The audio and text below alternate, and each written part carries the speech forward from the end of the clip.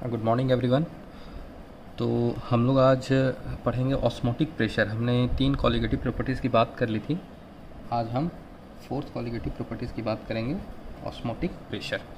ठीक है, तो ऑस्मोटिक प्रेशर हेडिंग देने के बाद सबसे पहले हम लोग जानेंगे कि ऑस्मोसिस क्या होता है। ठीक है, ऑस्मोटिक प्रेशर को हम लोग पाई या सिंपल पी प्रेशर से भी वो डिनोट करते हैं। ये एक प्रेशर है। ऑस्मोटिक प्रेशर क्या है? एक प्रेशर है, तो इसको पाई या पी से डिनोट करते हैं। जनरली अभी हम लोग इसी में डिनोट करेंगे, पाई के टर्म्स में। ठीक है, अब सबसे पहले देखते हैं कि ऑस्मोसिस क्या है। ऑस्मोसिस, जो लोग बायो बैकग्राउंड से होंगे उनको थोड़ा बहुत आइडिया भी होगा कि ऑस्मोसिस क्या होता है। ऑस्मोसिस बेसिकली क्या होता है? It is defined as the spontaneous net flow of solvent molecules through semi-permeable membrane from a solvent to a solution और from a dilute solution to a concentrated solution। इसका मतलब क्या हुआ? मान के चलो, सपोज ऐसे हमने 2 सॉल्यूशन को ऐसे कनेक्ट कर दिया है। ठीक है, और यहाँ पर क्या है? यहाँ फ्लो के लिए है, और यहाँ पर हमने SPM लगा दिया है। SPM क्या होता है? बायो वाले को कुछ आइडिया होगा। Semi permeable membrane. ये ऐसा मेम्ब्रेन होता है जो कि कुछ पार्टिकुलर साइज के मॉलिक्यूल्स को पास थ्रू होने देता है। एक पार्टिकुलर साइज को, मतलब उनसे बड़ा अगर साइज रहा किसी चीज़ का तो उसको पास नहीं होने देगा। मतलब सेलेक्टिवली ये किसी पार्टिकुलर मॉलिक्यूल को अपने से पास होने देता है और बाकी को रोक लेता है। उसको बोलते हैं SPM। SPM का एग्जांपल तुम्हें मिल जाएगा सेलोफेन, है ना, सेलुलोज एसीटेट है ना, पार्चमेंट पेपर, पिग्स ब्लैडर। तो ये सब कुछ क्या है? हमारे पास सेमी परमिएबल मेम्ब्रेन है, जो कि मोस्ट यूज़फुल होते हैं इंडस्ट्रियल एप्लीकेशन या बोल सकते हो मेडिकल एप्लीकेशन में। ठीक है, तो ये SPM क्या होता है कि ऐसा एक मेम्ब्रेन जो कि पार्टिकुलर टाइप ऑफ मॉलिक्यूल्स को अलाउ करे अपने से पास होने के लिए और बाकियों को रोक ले। तो हम बता रहे थे कि ऑस्मोसिस क्या है ना। ऑस्मोसिस क्या है? मान के चलो हमने एक डाइल्यूट सॉल्यूशन लिया। सपोज हमने एक डाइल्यूट सॉल्यूशन लिया और एक कंसंट्रेटेड सॉल्यूशन लिया और एक कंसंट्रेटेड सॉल्यूशन लिया, और दोनों सॉल्यूशन को ऐसे जॉइंट कर दिया। ठीक, और यहाँ पर SPM लगा दिया, सेमी परमिएबल मेम्ब्रेन। इसका पूरा लिख दे एक बार, सेमी परमिएबल मेम्ब्रेन। ठीक है, अब देखो, अगर ये डाइल्यूट सॉल्यूशन और ये कंसंट्रेटेड सॉल्यूशन है तो ऑस्मोसिस क्या बोलता है? ऑस्मोसिस ये बोलता है कि osmosis it is defined as the spontaneous net flow of solvent molecules का फ्लो होना from dilute concentration to concentrated solution, या हम बोल सकते हैं from lower concentration to higher concentration. Solvent molecules का फ्लो होना through a semi permeable membrane, it is called osmosis. तो हम बोल सकते हैं कि यहाँ जो सॉल्यूशन होगा और यहाँ जो सॉल्यूशन, इसको हम लोग डाइल्यूट सॉल्यूशन बोल रहे हैं। तो इसको अगर डाइल्यूट सॉल्यूशन बोल रहे हैं, यानी इस साइड से सॉल्वेंट मॉलिक्यूल्स किधर फ्लो करेगा? इस वाले कंपार्टमेंट में। तो इसी को ऑस्मोसिस बोलेंगे। तो लिखेंगे osmosis is defined as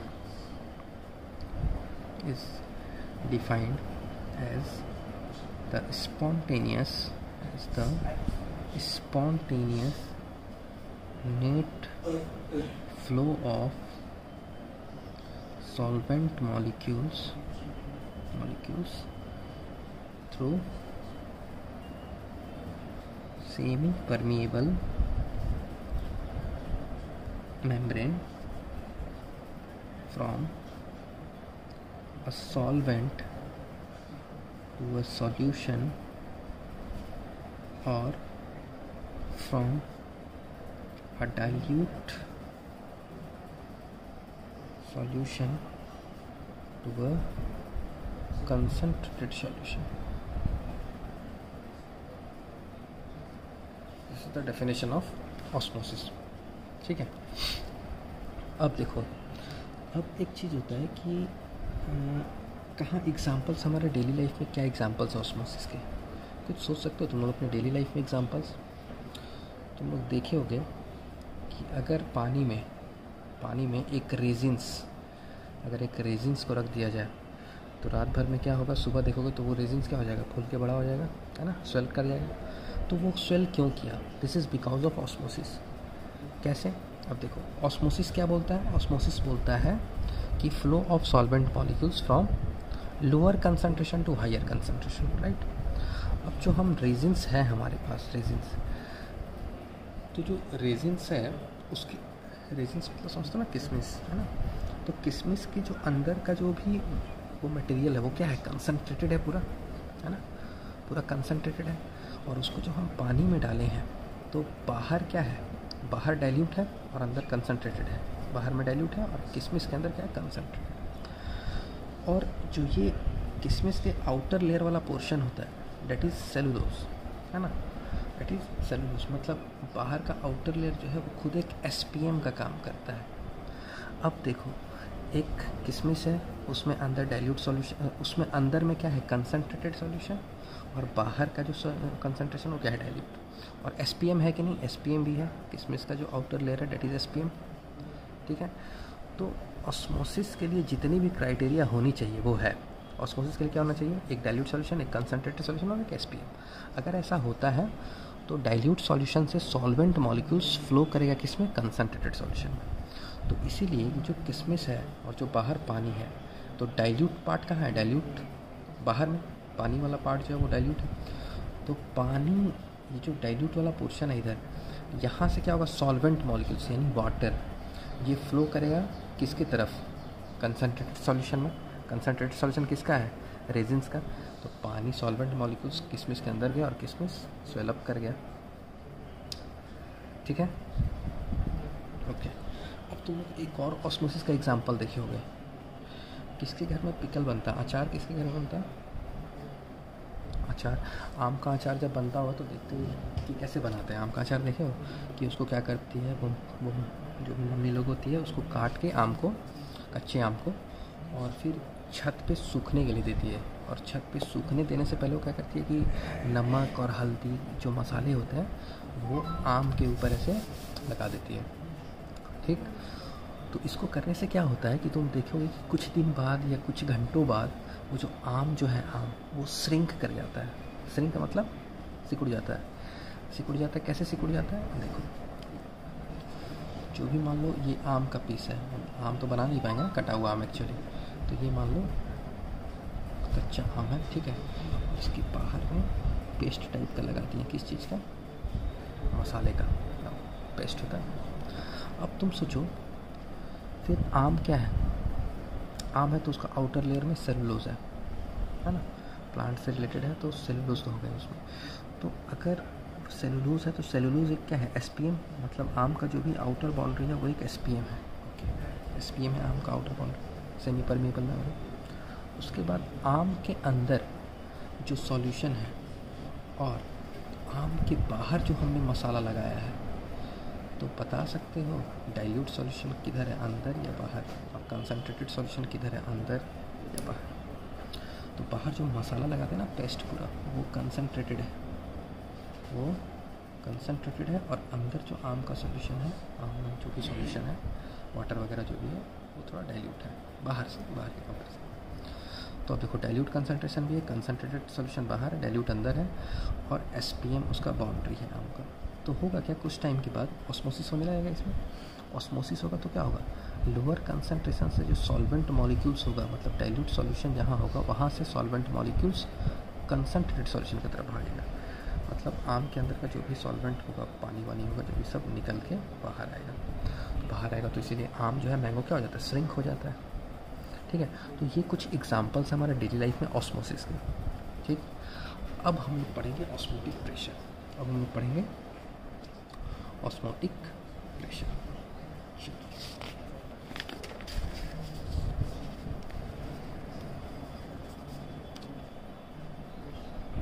osmotic pressure,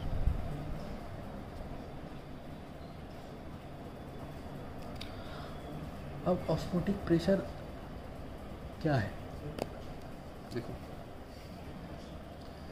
ऐसा प्रेशर जिसको अप्लाई करने से, या ऐसा प्रेशर जो ऑस्मोसिस को रोक दे, वो ऑस्मोटिक प्रेशर है, एकदम बहुत आसान भाषा में बोलो कि ऑस्मोटिक प्रेशर क्या है।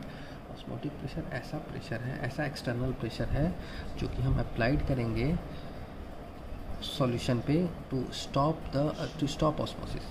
अब ऑस्मोसिस क्या है, अगर इसको थोड़ा और एक्सप्लेन करना होगा ऑस्मोटिक प्रेशर को तो ऐसे करेंगे, the external pressure which must be applied on the solution in order to stop the flow of solvent into the solution through semi permeable membrane is equal to osmotic pressure, is called osmotic pressure. इस तरह से हम लोग बोल सकते हैं, ठीक है। तो अगर हम ऑस्मोटिक प्रेशर को थोड़ा सा समझना चाहें तो इसको समझने के लिए थोड़ा सा हम समझें कि आखिर ऑस्मोसिस क्यों हो रहा था, ऑस्मोसिस क्यों हो रहा था, प्रिंसिपल क्या है ऑस्मोसिस का, तो थोड़ा सा ध्यान दोगे।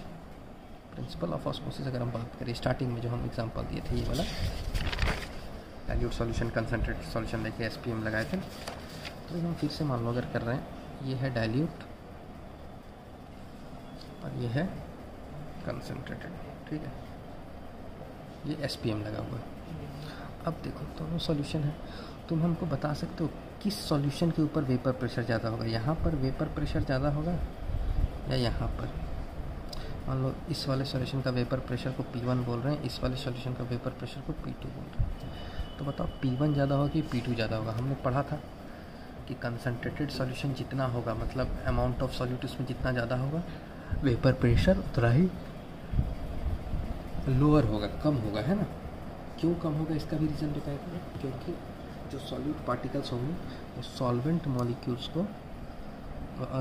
मॉलिक्यूल्स के सरफेस पे आ जाएंगे और उसको एस्केप आउट नहीं होने देंगे, तो यहाँ पर वेपर कम बनेगा। इसके कंपैरिजन में यहाँ वेपर ज़्यादा बनेगा तो इसका वेपर प्रेशर ज़्यादा होगा, इसका वेपर प्रेशर कम होगा। तो इसका मतलब P1 is greater than P2, इसमें किसी को कोई दिक्कत नहीं होना चाहिए। कंसनट्रेटेड सॉल्यूशन है तो उसमें सॉल्यूट ज़्यादा है तो भाई वेपर प्रेशर कम बनेगा, और डाइल्यूट सॉल्यूशन है तो उसमें कंसनट्रेशन कम है तो वेपर प्रेशर ज़्यादा बनेगा, ठीक है। अब हम ये बोल रहे हैं कि अब प्रेशर का डिफरेंस है, P1 बड़ा है P2 बड़ा है, ऑस्मोसिस होता था किधर, इधर से इधर, है ना।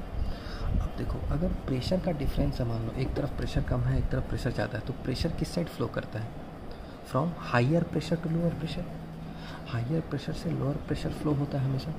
तो देखो इसीलिए डाइल्यूट सॉल्यूशन का प्रेशर क्या था, ज़्यादा था, इसका कम था, तो फ्लो किधर से किधर हुआ, P1 से P2 की तरफ। जो भी सॉल्वेंट मॉलिक्यूल्स फ्लो हो रहा है वो P1 से P2 की तरफ हो रहा है। अब सॉल्वेंट मॉलिक्यूल्स कब तक फ्लो होगा, मतलब ऑस्मोसिस कब तक होते रहेगा, जब तक कि दोनों साइड का प्रेशर बराबर ना हो जाए।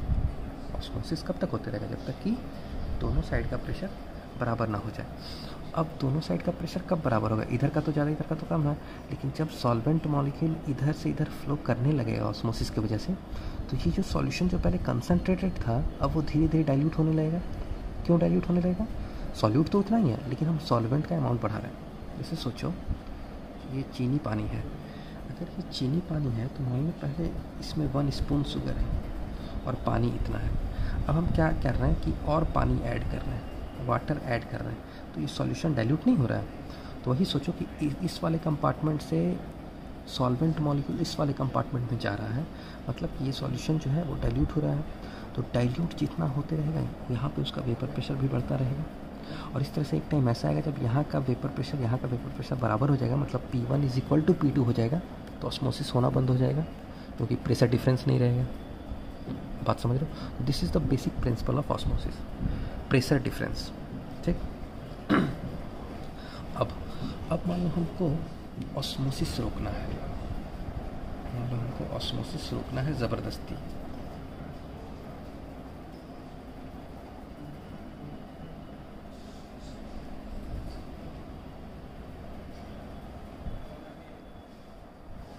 तो हम लोग बात कर रहे थे कि अगर ये डाइल्यूट है, अगर ये डाइल्यूट है और ये कंसनट्रेटेड है ना, तो इसका इस साइड क्या होगा, प्रेशर ज़्यादा होगा, इस साइड प्रेशर ज़्यादा है, इस साइड प्रेशर कम है, ठीक है। P1 बोलो या इसको पाई1 बोल दो, इसको P2 बोलो, इसको पाई1 बोल दो और इसको पाई2 बोल दो, ठीक। अब ज़्यादा कौन प्रेशर, पाई1, क्यों, डाइल्यूट सॉल्यूशन है और ये कंसनट्रेटेड सॉल्यूशन है, तो डाइल्यूट की तरफ ये प्रेशर ज़्यादा है। अब ऑस्मोसिस होगा, हम चाहते हैं कि ऑस्मोसिस ना हो, तो क्या करना पड़ेगा, अगर हम चाहते हैं कि ऑस्मोसिस ना हो तो हमको एक इस साइड ऑस्मोसिस हो क्यों रहा है? क्योंकि इस साइड प्रेशर कम है, इस साइड प्रेशर ज़्यादा है। तो हम बोल सकते हैं कि अगर ये इस ऑस्मोसिस को रोकना चाहते हैं हम, तो अगर हम इधर का प्रेशर कम है, तो अगर हम इधर से कोई एक्सटर्नल प्रेशर दें, सपोज कोई एक्सटर्नल प्रेशर दें इधर, ठीक है, अगर इधर एक्सटर्नल प्रेशर हम दें, मान लो वो प्रेशर पाई बोल रहे हैं, तो अगर ये एक्सटर्नल प्रेशर दें तो क्या होगा, इधर का प्रेशर जितना था बढ़ेगा धीरे धीरे, इधर का प्रेशर इतना बढ़ते बढ़ते P1 के बराबर अगर कर दें तो ऑस्मोसिस रुक जाएगा। तो this pressure is osmotic pressure, जो हम अप्लाई कर रहे हैं ऑस्मोसिस को रोकने के लिए, ठीक है। इसका डेफिनेशन होगा the external pressure which must be applied इसका डेफिनेशन होगा the external pressure which must be applied on the solution in order to stop the flow of solvent into the solution through semi-permeable membrane, ठीक है। इसमें क्या लिखोगे, the external pressure which must be applied on the solution in order to stop the flow of solvent into the solution through SPM is called osmotic pressure, हाँ।